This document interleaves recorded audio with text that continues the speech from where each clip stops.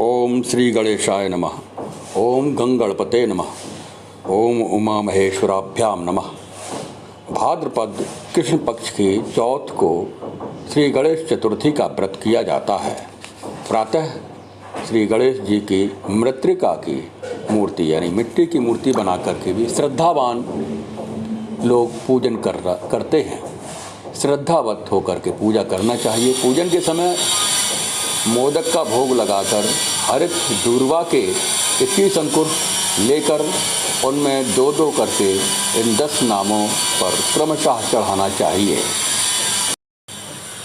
जो दूर्वा अंकुर चढ़ाए जाते हैं वो निम्न नामों को उच्चारण करते हुए चढ़ाते हैं। गताधिपः गौरी सुमन अघनायक एकदंत ईशपुत्र सर्वसिद्धप्रद विनायक भगवंतः कुमार गुरु विभक्त्राय मूषक वाहन संत करहु कृपा मुझ दास पर पाप के भार अनंत। तत्पश्चात 10 लड्डू ब्राह्मणों बच्चों को दान दे करके 10 लड्डू स्वयं खाना चाहिए। ये कथा में विधान में पौराणिक मत आता है, उसके बारे में बताया है। कथा इस प्रकार है। किसी समय भगवान शंकर स्नान हेतु कैलाश पर्वत से भोगवती नामक स्थान पर गए। उसी समय घर पर पार्वती ने स्नान करते हुए समय अपने मैल का एक पुतला बनाकर सजीव कर दिया। उसी का नाम देवी ने श्री गणेश रखा। वो गुफा में विराजमान थी। गणेश जी को देवी ने आज्ञा दी कि तुम द्वार पर पहरा दो, किंतु यह ध्यान रहे कि अंदर कोई प्रवेश न कर पाए, अंदर नहीं आना चाहिए। तभी श्री गणेश जी ने उन्हें रोक दिया। यानी जब भगवान शंकर द्वार पर आए तो श्री गणेश जी ने रोक दिया तो भगवान शंकर को क्रोध आया। शंकर जी ने त्रिशूल से उनका सर काट दिया था।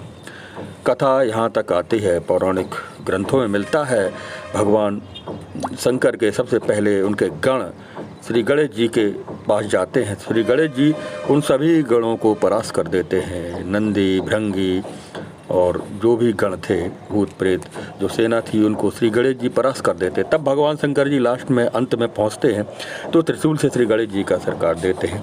कि उसी समय टेढ़ी भुक्ति वाले से जब अंदर पहुंचे तो शैलजा ने समझा कि भोजन में विलंब के कारण कुपित हैं भगवान शंकर जी, इसलिए शीघ्र ही भोजन करने का निवेदन किया। 2 पात्रों में भोजन लगा देख करके दिगंबर भगवान शिव ने पार्वती जी से पूछा, ये दूसरा पात्र किसके लिए लगाया है? पार्वती जी बोली, बहिर्द्वार पर जो पहरा देने वाले लाड़ले पुत्र श्री गणेश के लिए है। यह सुनकर के शिव ने कहा कि मैंने तो उनका जीवन लीला समाप्त कर दिया है। तो पार्वती जी बहुत दुखी हुई और प्रिय पुत्र के पुनः जीवन के लिए आग्रह किया। देवी को प्रसन्न करने के लिए भगवान शिव ने तुरंत पैदा हुए एक हाथी के बच्चे का सिर काट कर बालक के धड़ से जोड़ दिया। तब पार्वती जी ने प्रसन्नतापूर्वक पति पुत्र को भोजन करा के स्वयं भोजन किया। यह घटना भाद्र शुक्ल चतुर्थी को घटित हुई थी, जिससे उनका नाम श्री गणेश चतुर्थी पड़ा।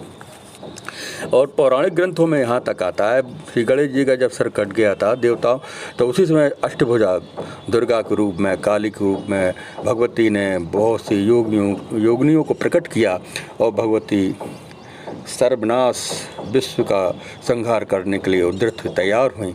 तो सभी देवताओं ने उन्होंने विनय किया। तो बाद में श्री विष्णु जी श्री भगवान शंकर के कहने पर वो हाथी के बच्चे का सर ला करके श्री गणेश जी के धड़ से जोड़ दिया। तो गणेश जी फिर पुनः जीवित हो गए। जय गणेश जय गणेश जय गणेश देवा, माता जाकी पार्वती पिता महादेवा। पान चढ़ें फूल चढ़ें और चढ़ें मेवा, लड्डुओं का भोग लगे संत करें सेवा। बाजन को पुत्र देत निर्धन को माया, अंधन को आँख देत कोढ़न को काया। जय गणेश जय गणेश जय गणेश देवा, माता जाकी पार्वती पिता महादेवा। इस प्रकार से हमारे ग्रंथों में, पौराणिक ग्रंथों में कथाएँ आती हैं, उनकी लीलाएँ। श्री गणेश जी, गणेश पुराण में बहुत सी लीलाएँ भगवान श्री गणेश की मिलती हैं।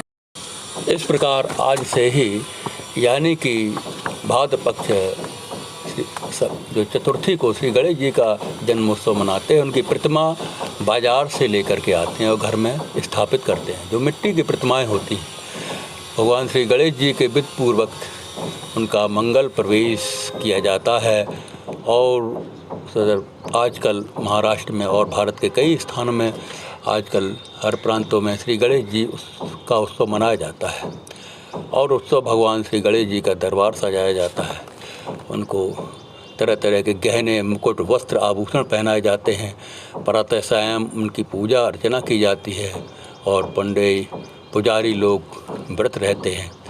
घर में जब हम भगवान श्री गणेश की प्रतिमा लाते हैं तो सर्वप्रथम बाज़ार में जाते हैं, यानी स्नान करके श्री गणेश जी की प्रतिमा लाने के लिए बाज़ार में जाते हैं और वहाँ पर सर पे कपड़ा रख करके, रूमाल रख करके श्री गणेश जी को अपने घर में लाते समय बड़े उत्सव के साथ लाते हैं, फंक्शन के साथ लाते हैं, जुलूस के साथ भगवान श्री गणेश जी को लाते हैं। बप्पा गणपति बप्पा मोरया ऐसे नारे लगाते हुए, उनका भजन गान करते हुए लाते हैं। श्री गणेश जी के प्रतिमा का उनका कीमत नहीं लगाई जाती है। दान में जो भी दक्षिणा में दिया जाता है उसी में प्रतिमा को लाया जाता है। बाज़ार में जाकर के श्री गणेश जी के जो उनका मोल भाव नहीं किया जाता है।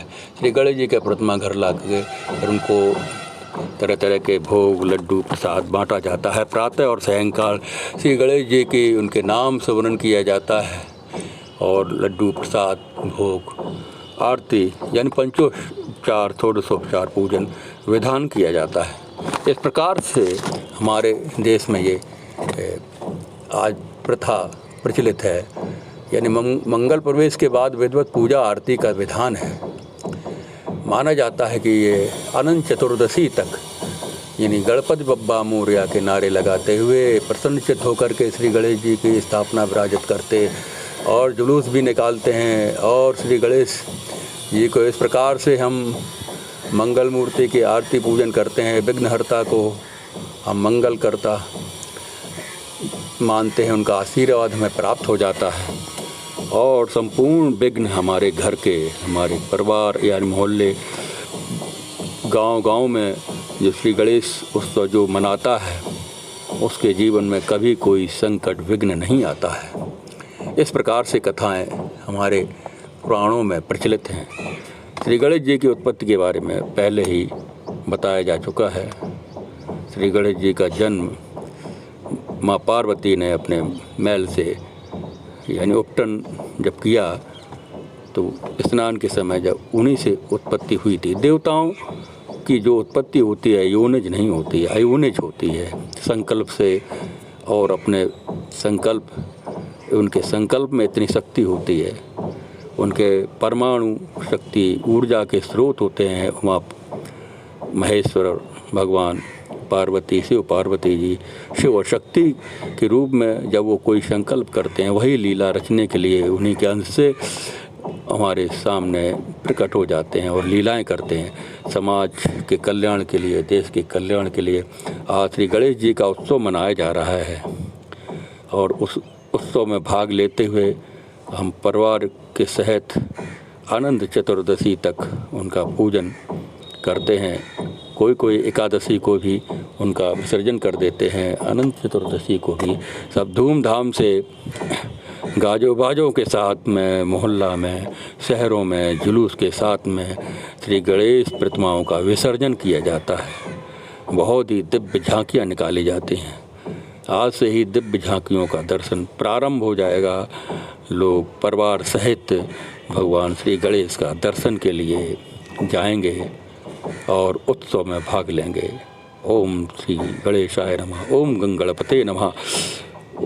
इस प्रकार से भगवान श्री गणेश चालीसा, श्री गणेश के मंत्रों का जप पूजन करते हैं और श्री गणेश जी कलयुग के प्रत्यक्ष देवता हैं।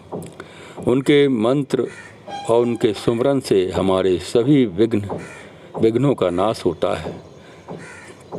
गजाननं भूतगणाधिसेवितं कपित्थजम्बू फलचारु भक्षणं उमाशुतं शोक विनाशकारकं नमामि विघ्नेश्वर पादपंकजम्।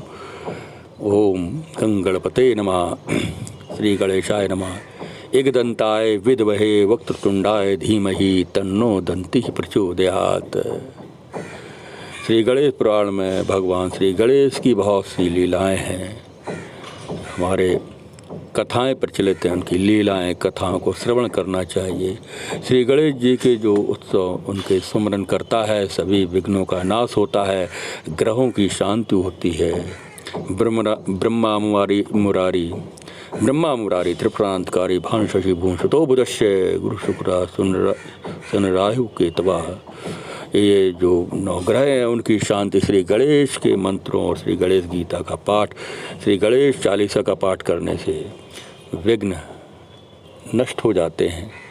जीवन बहुत ही सुंदर और सुखपूर्वक व्यतीत होता है। श्री गणेश जी सभी विघ्नों का नाश करते हैं, सभी मनोकामनाओं की पूरा करते हैं। ओम श्री गणेशाय नमः, ओम गंगणपते नमः। इस प्रकार से हम श्री गणेश जी की कथा का एक संक्षिप्त में विवरण दिया।